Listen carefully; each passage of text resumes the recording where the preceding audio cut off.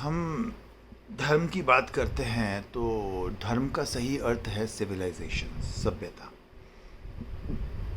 सभ्यता में हम ये नहीं कह सकते कौन सी सभ्यता सही है या गलत है। जैसे हमारे जीवन शैली में, वर्तमान जीवन शैली में गुरुकुल की बात अलग थी। अभी हम क्लास वन बेबी सिटिंग से लेके हम मैट्रिक है, हायर सेकेंडरी है, ग्रेजुएशंस हैं, डिप्लोमा है, मास्टर है, बहुत सारी एजुकेशंस होती है। हर एक का एक लेवल होता है। हर एक अपने आप में विकास में। लाइक हम किसी भी चीज़ को नकार नहीं सकते। पहली कक्षा को हम नकार नहीं सकते, जबकि वो ग्रेजुएशन या पोस्ट ग्रेजुएशन के लिए वो कुछ भी नहीं है, लेकिन सब कुछ बेस है। आपने 1 2 3 ABC क ख ग जो भी आपने सीखा है वो सब आपके जीवन में जुड़ जाता है। अगर आपने बीकॉम किया है तो आपको ये बताने की ज़रूरत नहीं कि मैं 10th भी पास कर चुका हूँ, 12th भी, 3rd भी, 4th भी, सब कुछ किया, ये ज़रूरत ही नहीं, उसमें सब आ गया। और करोड़पति बनते हो तो लखपति हो जाते हो, हज़ारपति भी हो ही जाते हो। उसी तरह से हम बाकियों को नकार नहीं सकते। सभ्यता विश्व में जहाँ जहाँ जैसी मानसिकता है उसका वहाँ से अगला कदम ही विकास का होता है, उसी हम सभ्यता कहते हैं। जैसे कि भारत की सभ्यता, सनातन संस्कृति अनादिकाल है। अब मैं कोई शब्द बोलूँगा तो गलत पड़ सकता है, अगर मैं 10,000 बोलूँ तो बहुत गलत हो जाएगा, क्योंकि प्रभु श्री राम का समय पूर्ण विकसित था ज्ञान के मामले में। ज्ञान ही सर्वश्रेष्ठ है, बाकी तो सब नष्ट हो जाता है। ज्ञान ही श्रेष्ठ है, तो वो भी नहीं कह सकते कि उससे कई पहले चल रहा है, ऐसे चलते चले आ रहे हैं। एंड ह्यूमंस को, माने मनुष्य का मैनिफेस्ट करता ही है जब तक कॉन्शियस है। इस यूनिवर्स में कॉन्शियस मतलब चेतना है और शक्ति है, एनर्जी, प्रकृति, जो पूरी प्रकृति ब्रह्मांड की एक है। यूनिवर्स की जहाँ जहाँ दिखता है सब एक ही प्रकृति है और अनंत कॉन्शियस है। समुद्र में जितनी बूंदें नहीं होंगी उससे अनंत गुना ज़्यादा, और एक बूंद जितना होता है समुद्र का, उतना ही मात्र भी अब तक मैं मनुष्य नहीं बना है। मतलब अब तक मैं करोड़ों अरबों साल में इतनी मात्रा में मैंने कितनी कॉन्शियस होगी। तो कॉन्शियस है, एनर्जी है और मैटर है, ये एग्जिस्ट करते हैं हमेशा। और जब तक ये एग्जिस्ट करेंगे जीवों की रचना होती रहेगी, संरचना होती रहेगी, जीव उत्पन्न होते रहेंगे और अपनी पराकाष्ठा को प्राप्त करके मुक्त होते रहेंगे। ये चलता रहेगा। This is the system. अब हम बात करते हैं कक्षा। भारत की संस्कृति, सनातन संस्कृति, ये कोई धर्म नहीं है, ये एक ज्ञान है, ये एक इंसाइक्लोपीडिया है, गूगल कह लो या जो भी है। जितना इन्फॉर्मेशन है सनातन के अंदर आपके मिल जाएगा। अक्षर ज्ञान, अंक ज्ञान, बौद्धिक स्तर पे देखा जाए शरीर संरचना, life science, physical science, astronomy, astrology, ब्रह्मांड का ज्ञान, डिवाइन थॉट प्रोसेस, आपकी विचारधारा, मतलब हर तरह, ऐसा कोई ज्ञान नहीं है जो नहीं है, ये इन्फॉर्मेशन है। अब इस ज्ञान को आधार मान के इसको विकसित करते करते एक सभ्यता पनपती है, वो सनातन संस्कृति है। सनातन संस्कृति अपने आप में ही धर्म है। मनुष्य का कर्तव्य ही धर्म है, आत्मा का स्वभाव ही धर्म है। Going positively upward is a religion, धर्म, वॉट एवर। तो इसे हम धर्म कहते हैं। और बाकी विदेशों में एक संगठन, कबीला जो भी होता है, एक असभ्यता होती है, मतलब पाशविक होते हैं, पशु से मनुष्य बनाने की प्रक्रिया। और भारत की संस्कृति में मनुष्य से देवता बनाने की प्रक्रिया और देवता से परमात्मा में विलय करा देता है। ये हमारी संस्कृति है। तो ना हम उन्हें नकार सकते हैं, ना हम अपने आप पर अभिमान कर सकते हैं। ये एक यात्रा है, सबकी चलती है ऐसे।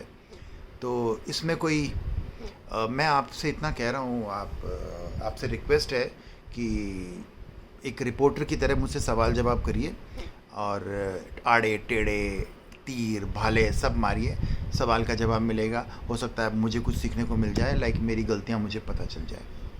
तो सभ्यता का विकास होता है। सभ्यता का विकास एक सॉफ्टवेयर साइंस है, like energy and conscious. Energy का मतलब प्रकृति और चेतना। चेतना अपने आप में निष्क्रिय है, किसी काम की नहीं। और एनर्जी प्रत्येक क्षण चेतना को जागृत करना चाहती है, लेकिन चेतना है कि वो ले ही नहीं पा रहा। आत्मा है, उसे समझिए वो बिना एनर्जी के शव के बराबर है। जैसे कि आपका आई क्लाउड या कोई भी सुप्त है, जब तक एनर्जी नहीं मिलेगी, मैटर या कंप्यूटर नहीं मिलेगा, कंप्यूटर आपका सिस्टम चालू नहीं होगा। उसी तरह से हमें शरीर मिलता है, शक्ति से हमारी आत्मा जागृत होती है। अब इस शरीर के साथ में आत्मा को परम परम नॉलेज का, आत्मा के पास सारी नॉलेज है, उसे सिर्फ रियलाइज़ करना है। रियलाइज़ कराती है प्रकृति। प्रकृति प्रत्येक क्षण आपको एक्सट्रीमली आउटसाइड, आप एवरी मोमेंट आप कुछ ना कुछ ज्ञान लेने के लिए आपके सेंसर्ड खुले होते हैं, आँख, नाक, कान, जीभ। प्रकृति आपको प्रतिपल मुक्त करने का प्रयास करती है, लेकिन हम उन इन्फॉर्मेशंस को अपने आत्मा में न डाल के अपने शरीर को, बायोलॉजिकल, क्योंकि हमें वही दिख रहा है, आत्मा तो दिख नहीं रही है, उसी को तृप्त कर रहे हैं। आंखें मिल रही तो अच्छे दृश्य देख रहे हैं, शरीर है तो हम भोजन कर रहे हैं, सेक्स कर रहे हैं, लाइक संसाधनों में लगे पड़े हैं, लाइक आप उसी को तृप्त कर रहे हो, जो चीज़ आपकी परमानेंट भी नहीं है। कान है तो अच्छा म्यूज़िक सुनेंगे। प्रकृति आपको मुक्त करना चाहती है, प्रकृति आपको इन्फॉर्मेशन देना चाहती है कि आप सब कुछ समझो, सीखो और विकास करो, क्योंकि आप ऑलरेडी विकसित हो, आपको सिर्फ रीस्टार्ट करना है। आपको you have to know yourself. तो हमारी आत्मा, अगर शरीर को मैं ना समझ के आत्मा को मैं समझते हैं, तो हमारी साधना का 90% काम वहीं शुरू हो गया। लाइफ चलती रहती है, शरीर तो बदलते रहेंगे। हम अपनी व्हीकल्स है, गाड़ियाँ, कितनी गाड़ियाँ बदल लेते हैं। हम किस गाड़ी पे आसक्त होते हैं? नहीं होते। कोई भी गाड़ी आती है, थोड़े दिन के बाद में हमें दूसरी गाड़ी चाहिए होती है। तो हमारा शरीर निरंतर बदलता रहता है। हमारी क्वालिफिकेशन, हमारी कैपेसिटी, हमारी ज्ञान लेने की और बौद्धिक स्तर पे आडंबर नहीं करना, अंधविश्वास नहीं करना, किसी भी चीज़ को पूरी तरह से ठोक बजाकर समझना। चाहे कोई साक्षात प्रभु श्री राम आ जाएं, कृष्ण आ जाएं, कोई भी आ जाए, बिना तर्क के, बिना आश्वस्त हुए कोई भी चीज़ हमें भीतर नहीं लेनी चाहिए। आंख बंद करके आप किसी वस्तु को लोगे तो वो अंधेरे में कहीं गिर जाएगी, और आपकी जागृत अवस्था में आपने किसी चीज़ को समझा है, वो आपका अपना ज्ञान हो जाता है, वो आपका आत्मज्ञान हो जाता है। बाकी कितने भी ज्ञान, कितने भी श्रेष्ठ हो, वो पराया ज्ञान ही होता है। कोई भी शास्त्र पढ़े, मैंने भगवत गीता कंठस्थ है, लेकिन वो पराया ज्ञान है। जब तक उस पर चिंतन नहीं किया, आत्म साधना नहीं की, बौद्धिक जो कहते हैं ना स्तर पे हमने उसको नहीं लिया, तब तक वो मेरा ज्ञान नहीं है। और जब वो मैं पूर्ण रूप से मेरे अंदर आचरण में आ जाएगा, तब वो मेरा ज्ञान हो जाएगा। तो दैट इज़ द थिंग, आत्मज्ञान। आत्मज्ञान से बड़ा कोई ज्ञान नहीं होता। और भारत की संस्कृति इतनी विस्तृत और इतनी एडवांस और आधुनिक है कि हमने प्रत्येक थॉट प्रोसेस, विचारधाराओं के हमने बटन्स बनाते हैं। जैसे कि हमने कोई मूर्ति बनाई है, हमने सरस्वती, गणेश, लक्ष्मी, शिव, जितनी भी मूर्तियां हैं, इन सब की एक आकृति, विशिष्ट आकृति है, जिसको देखते ही आप समझ जाते हो। आप देख के समझ तो जाते हो, लेकिन अगर आपने इनके बारे में जानकारी ली है, पढ़ा है, समझा है, तो आपके एकदम से सेल्फी आपके दिमाग में आती है, आप उस तरह के भाव में चले जाते हो। अगर ऐसा नहीं होता तो फिल्में देखकर आप मनोरंजन नहीं करते, या आपके किसी माता पिता को या तस्वीर पे कोई थूके तो आपको बुरा नहीं लगता। मूर्तियों को तो सब मानते हैं, मूर्ति का मतलब मैटर। आपने शरीर धारण किया है तो वो भी क्यों किया, फिर वो भी मैटर है, वो भी मूर्ति है, मूर्त है ना। तो ये सारी चीज़ें डिकोड है। जैसे कि मैं ज्ञान अर्जित करने जाता हूँ, अगर एजुकेशन है, तो मैंने सरस्वती को, मूर्ति को आकृति में हमने डिकोड कर दिया है, क्योंकि हमने जो पूरी तरह से ज्ञान को कैसे आत्मसात किया जाए, इसका पूरा डिफिनेशन हमारे अंदर है। तो उसके बाद हम 1 सेकंड के अंदर सरस्वती को देखते ही हमारे अंदर वो श्रद्धा आएगी, हमारे हार्मोनल फ्लोज होंगे सर्वाइकल से, और ब्रेन ऑर्डर करता है, समर्पण की भावना आती है, स्पाइनल कॉर्ड हार्मोन्स फ्लो करता है, हम ज्ञान लेने के लिए सुपात्र होते हैं। ऐसे सभी श्री गणेश का मतलब भी होता है, कोई भी काम करने से पहले आपके अंदर भाव अच्छे होने चाहिए, तो काम अपने आप अच्छा हो जाएगा।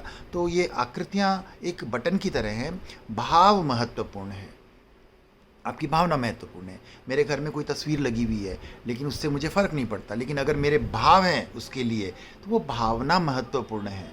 इसके लिए मूर्त से अमूर्त की यात्रा, यानी आकार से निराकार की यात्रा इसी तरह होती है। जब हम वो आकृति हमारे मानस पटल में संस्कृति, संस्कार बन जाते हैं, फिर वो हमारा अपना स्वभाव हो जाता है। तो दिस इज़ द थिंग। हमारे सारे मूर्तियाँ वगैरह जो विध्वंस किए गए, तो इतनी ज़्यादा दुख की बात है कि विश्व की सबसे निकृष्ट संस्कृति, निकृष्ट का मतलब मैं संस्कृति को बुरा नहीं कह सकता, लेकिन निकृष्ट का मतलब पहली कक्षा का बच्चा और श्रेष्ठ डिप्लोमा वाले के सारे सिस्टम जला के राख कर दिए उसने। और इस मूर्ख को हम दंड भी नहीं दे सकते। हम क्या करें, उसका ज्ञान ही इतना है, क्या करें, बुद्धि नहीं है। तो यही चीज़ है कि इसलिए हम छोटे बच्चों को अनुशासन में रखते हैं, स्कूल ड्रेस में रखते हैं, और जब आप ग्रेजुएट होते हो तो कॉलेज में जाते हो तो आप फ्री हो जाते हो, क्योंकि लोगों को पता है कि ये अब ज्ञान मार्ग में आ गया है। इसीलिए असभ्य संस्कृति जितनी भी है उनको बहुत डिसिप्लिन में रखना पड़ता है। उनको, उनके ऊपर किसी की सत्ता होनी चाहिए, और वो स्वतंत्र पूरे विश्व में आतंक मचा रहे हैं, और सभ्य संस्कृति को इससे खतरा है। जो विध्वंस इन्होंने किया है वो क्षमा के योग्य नहीं है। अनंत जीवों को मुक्ति के मार्ग से भटका चुके हैं, शैतानियत के मार्ग पे ले जा चुके हैं।